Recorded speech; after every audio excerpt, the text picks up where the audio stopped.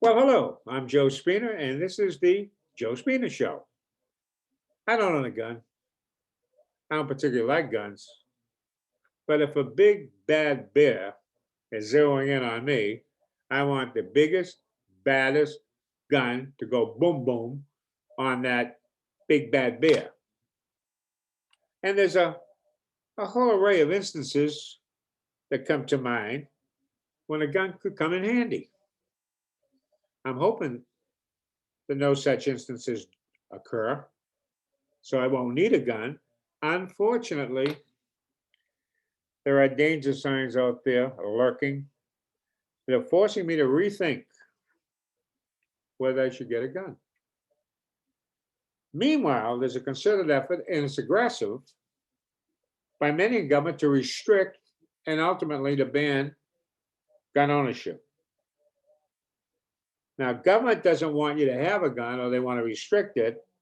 And then we have this thing called the Constitution and the Second Amendment, which guarantees your right, my right, and everybody else's right to, in fact, own a gun. The paradox. Why is it the government wants to limit and ban gun ownership? That's a legitimate question. Well, Biden and company, they're going to tell you this, never let a good crisis get by.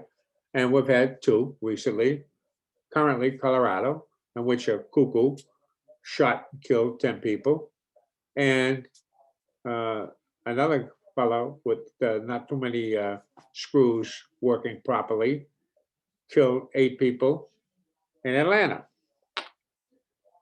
So Biden and company come about and they have an excuse now. They're going to say, we need to prevent violence and mass shooting. And the only way we can do that is to limit, restrict, ban guns. Now, only the sick, depraved, and criminal are for mass shootings, violence, and killing.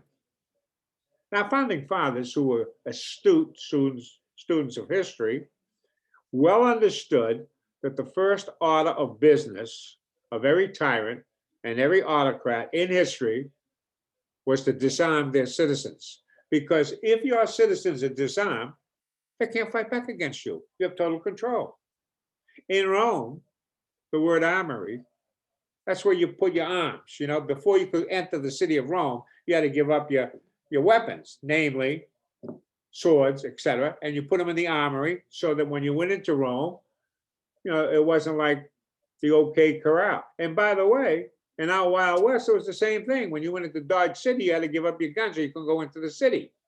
That's what armories were all about. That's a repository to put your arms so you could have, if you happen to have a couple too many at the local gin mill, you didn't pull out your 45 and start blasting away. Now that makes sense. So, our founding fathers well knew that tyrants and autocrats take away your guns, knives, or whatever in order to make sure that you can't fight against them. So, with that in mind, they wisely crafted the Second Amendment to the Constitution. As I speak, thousands of troops, National Guard, are stationed in Washington, D.C., allegedly to protect our government from being usurped by radical elements, whomever they may be. They're armed, and for good reason. And for the exact same reason why our police and law enforcement are armed. Because the only way, ultimately, they can counter a threatening or evil force is with a concurrent, stronger, more powerful, countervailing force or countering force.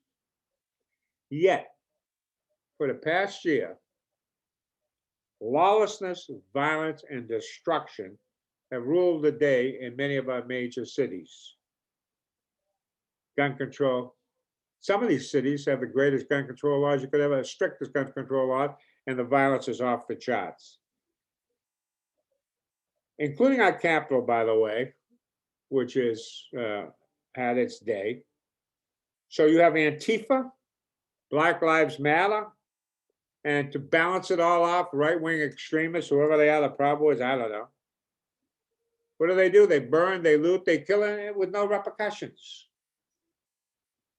Calls from the left to defund, disarm, and disrespect the police have taken their toll. America's starting to resemble the Wild West without Wyatt Earp and Bat Matheson. Where have all the marshals gone? And without law enforcement being able to enforce the law,